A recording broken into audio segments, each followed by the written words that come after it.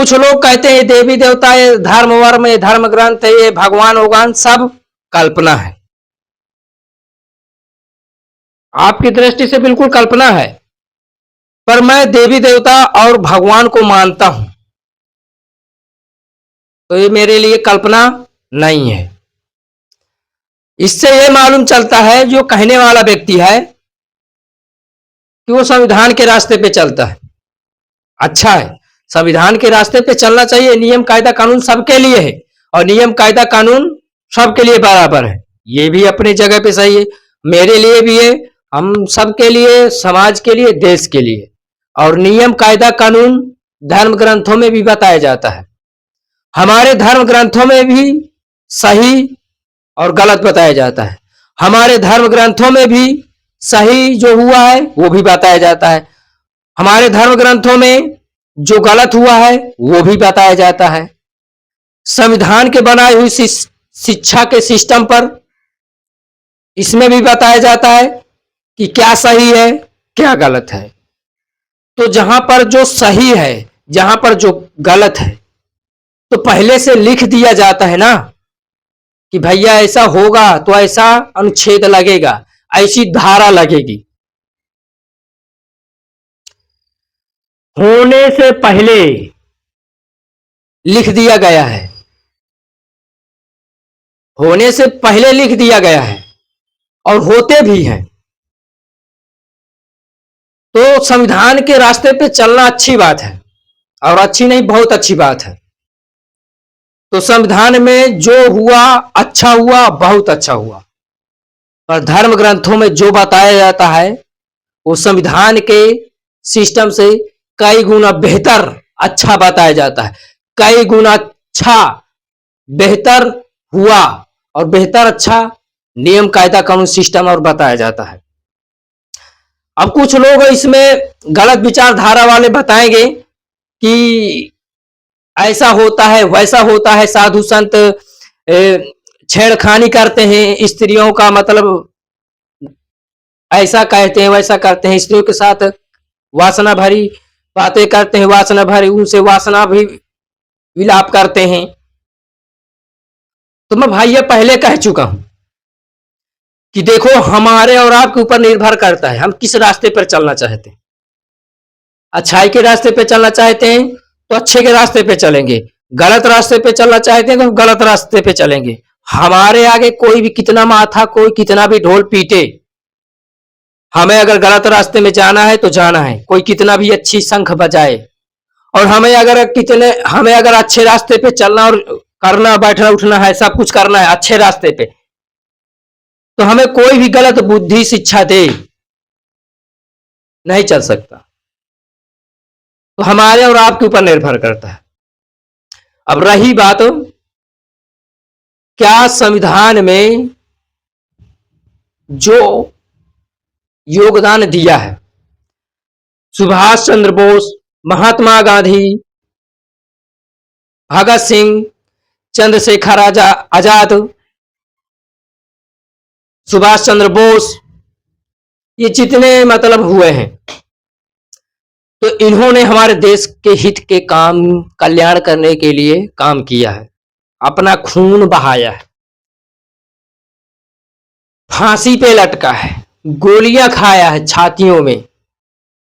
किसके लिए खाया? अपनी औलादों के लिए खाया है क्या?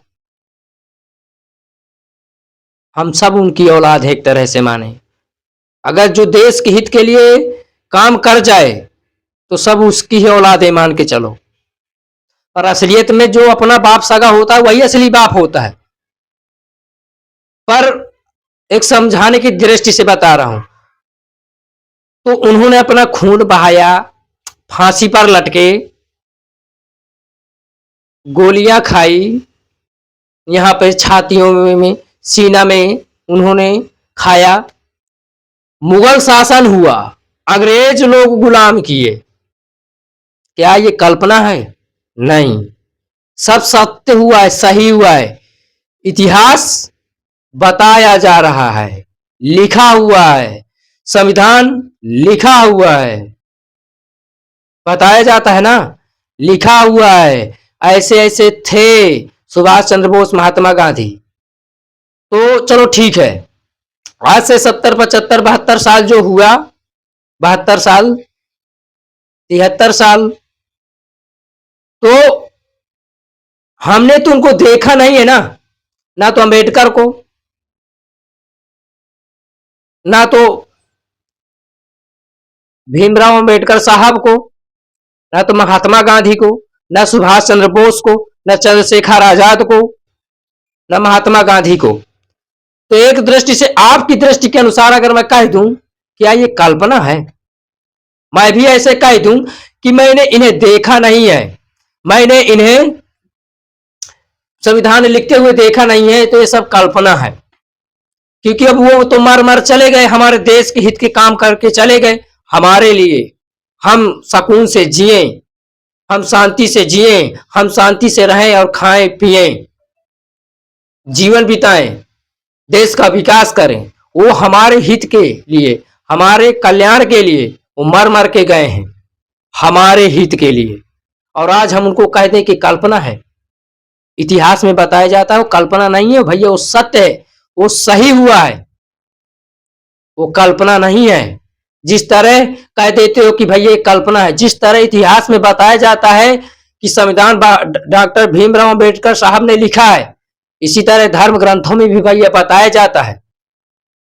रामचंद्र भगवान, कृष्ण भगवान, जितने सारे देवी देवता हैं ये बताए जाते हैं, और इनको भी लिखने वाला नाम बताया जाता है, महर्षि वेदव्यास, तुलसीदास, वाल्मीकि, ये सब लेखक हैं, बताए हुए हैं कि ये सब कौन कौन लिखा है।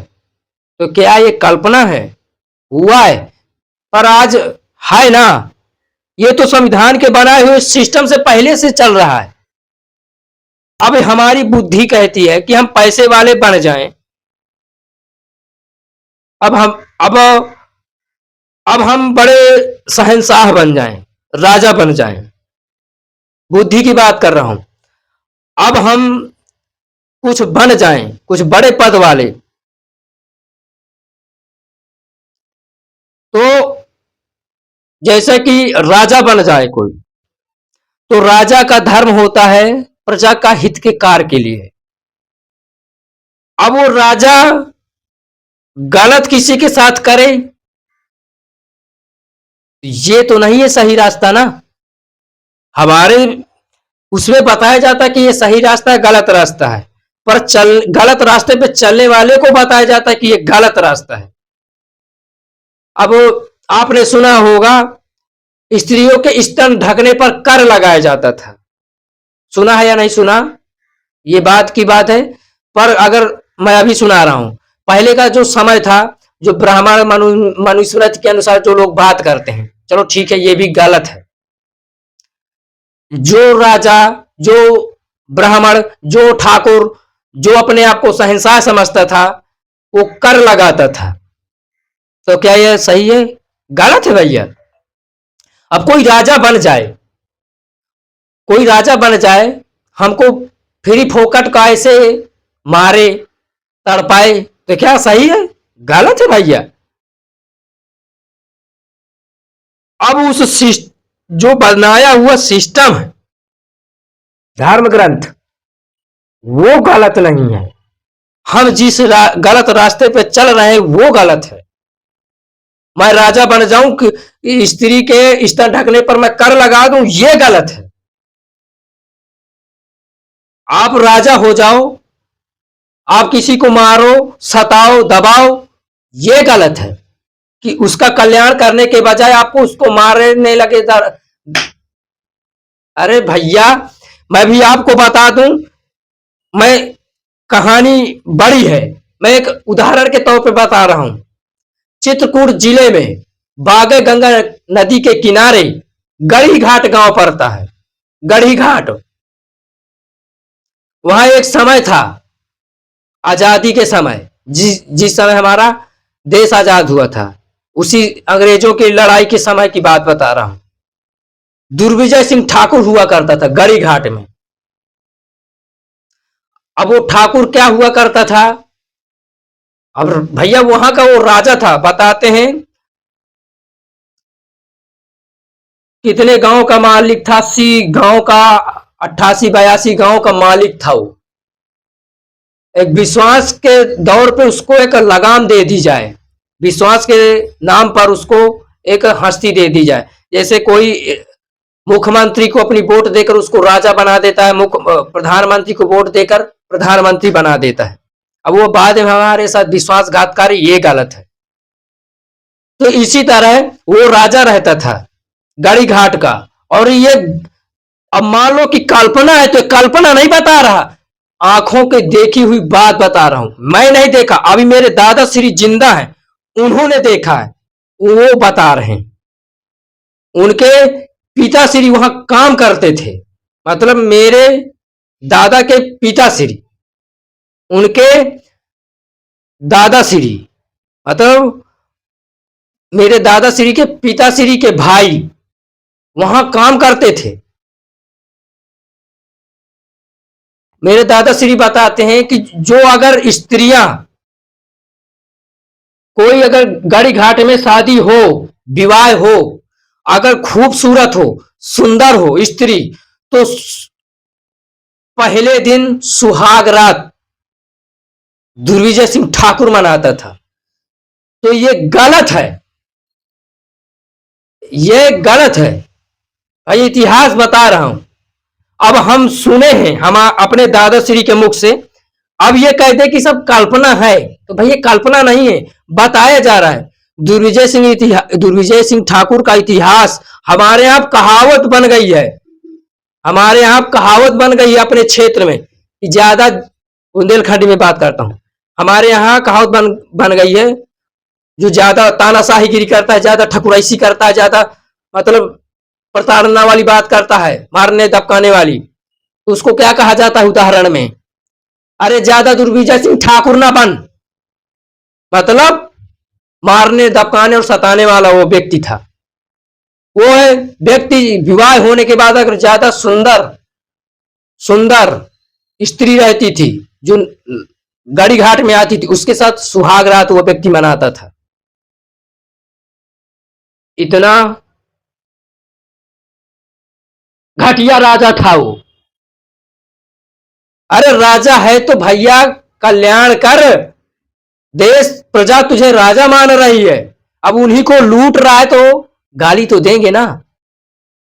तो अब भैया ज्ञान विद्या शिक्षा जो बताया जाता है, तो एक सही सिस्टम के अनुसार बताया जाता है। अब हमारे ऊपर निर्भर करता है ना, अंदर का धर्म जिसे कहते हैं, कि किस रास्ते का अनुसरण करना चाहता हूं, किस रास्ते का अनुयायी बनना चाहता हूं, ये निर्भर करता है यहां पर। ये नहीं है कि गलत गलत रास्ते पर चल दिया तो मेरा ही इतिहास पूरा बन जाए ना। किसी की बहन बेटी छेड़ोगे तो गलत इतिहास माना जाएगा, गलत बोला जाएगा, हमेशा पहले भी था, आज भी है, हमेशा रहेगा। गलत को गलत बोला जाता है, सही को सही बोला जाता है।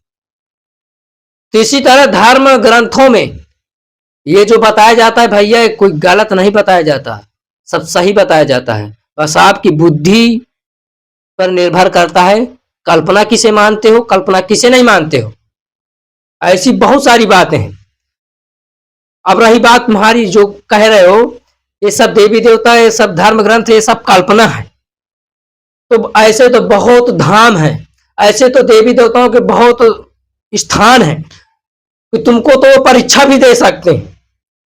पर एक स्थान बताए दे रहा हूं, एक दो, कभी आ जाना भैया मैहर धाम, सतना जिला मध्य प्रदेश में, सतना जिला मध्य प्रदेश, सुन लो, सतना जिला मध्य प्रदेश में, मध्य प्रदेश में सतना जिला, जहां मैहर तहसील चलता है। तो मैहर तहसील नहीं है, वो मैहर धाम है, मां शारदा के नाम से चलता है वो पूरा एरिया। मैहर धाम, मां शारदा, जहां आदि पराशक्ति, ब्रह्मांड की ब्रह्मांडी जगत जननी, त्रिकूट पर्वतवासिनी, हंस वाहिनी मां आदि पराशक्ति शारदा मां विराजमान है। उसका वरदानिक, मां शारदा का वरदानिक लाडला दूल्हा देव, दुल्हा बाबा सन्यासी बाबा, दादा महाराज, बाबा साहेब उसको कहते हैं, वहीं विराजमान है पहाड़ के नीचे, पर्वत के नीचे उसका स्थान है। जाना मैहर धाम, पूछ लेना कि दादा महाराज का, बाबा साहेब का स्थान कहाँ है, दूल्हा देव का, दूल्हा बाबा का, वहां बता देंगे कि भैया ये रास्ता है, वहां परीक्षा ले लेना। चमत्कार देखना है, मां शारदा के धाम जाओ, इसी लगे दर्शन भी करो और इसी लगे पता भी चल जाएगा। अब सोचो कि भैया तुम्हें ऐसा आके साक्षात मां शारदा खड़ी हो जाए तो यह नामुमकिन है भैया। वो कृपा दृष्टि बरसाए तो हो सकता है, नहीं तो भैया दुर्भाग्यशाली हो। अब दुर्भाग्यशाली का कहने का मतलब ये नहीं है कि तुम अपने भाग से धनहीन हो जाओ, तुम मातृ पितृहीन हो जाओ, ये सब ना। ये एक बात है, उस दृष्टि के अनुसार कह रहा हूं, उस अगर नहीं पा रहे हो चमत्कार तो फिर वहां की उस जगह के लिए उस दृष्टि के अनुसार दुर्भाग्यशाली हो। अगर ज्यादा इस पर लालसा है तो वहां जाओ, उस पर तल्लीन हो पहले मां शारदा में, ऑटोमेटिक पता चलेगा। मां शारदा की तो बात छोड़ो, वो तो आदि पराशक्ति ब्रह्मांड की ब्रह्मांडी है, उसको काहे को परेशान करना मां को, उसका बेटा ही तुमको परीक्षा दे देगा, उसका बेटा ही तुमको चमत्कार दिखा देगा।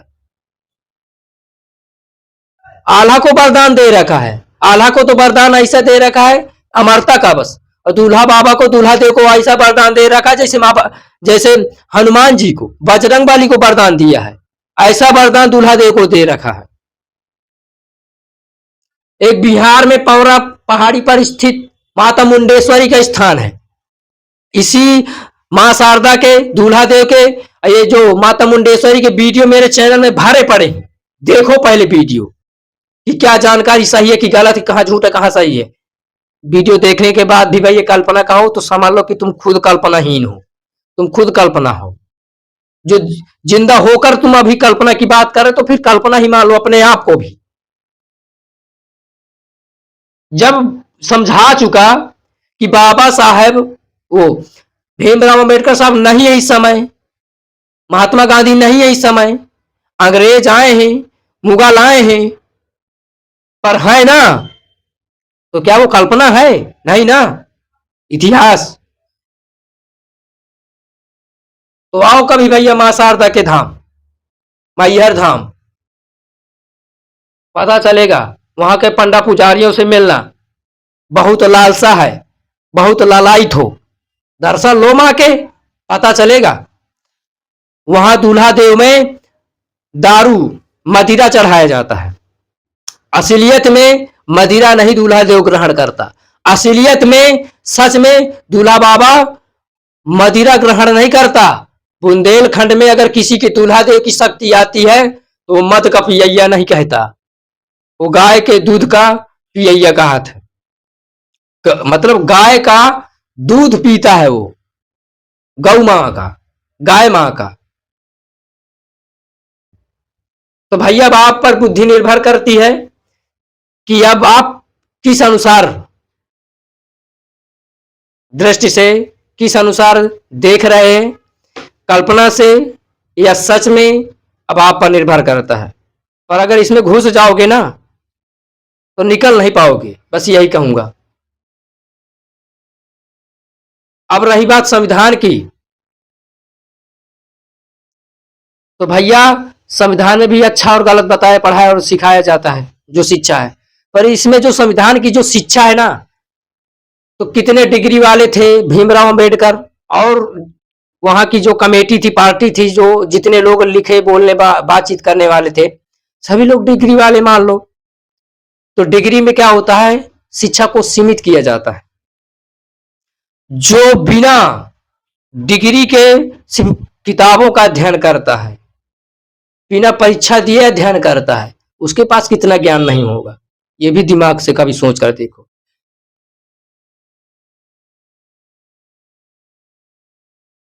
पता है डिग्री से बड़ी क्या डिग्री होती है? डिग्री से बड़ी डिग्री होती है जिसे आपने सुन रखा होगा कभी, प्रकांड। हालांकि यह डिग्री नहीं है, आपको समझाने की दृष्टि से बता दे रहा हूं। प्रकांड विद्वान, ये तो विद्या के अनुसार है। संविधान में शिक्षा बताई जाती है, धर्म ग्रंथों में विद्या बताई जाती है, जिसे कहते हैं प्रकांड विद्वान। प्रकांड विद्वान का मतलब होता है सब कुछ जानने वाला, आज का, कल का, भविष्य का सब कुछ बता सकता है, ऐसा प्रकांड। पर उसमें कभी डिग्रियां नहीं बताई गई। ऐसे बहुत बातें हैं भैया।